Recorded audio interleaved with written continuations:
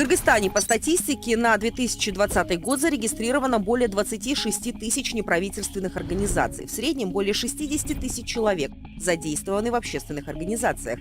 Для сравнения, в государственном управлении в Кыргызстане занято около 59 тысяч человек. Более 99% общественных организаций не получают средства и поддержку от государства.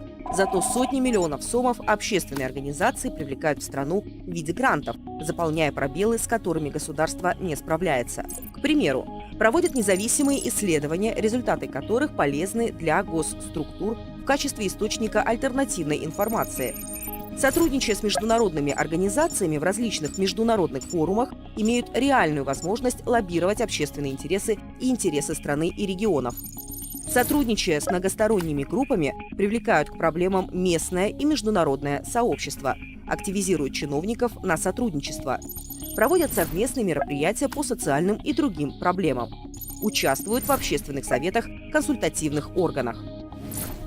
Десятки тысяч человек вовлекаются в качестве волонтеров в общественной организации, и государство должно привлекать гражданское общество для совместного принятия решений. Решения, принятые совместно, это доверие и успешность в реализации общественно значимых вопросов.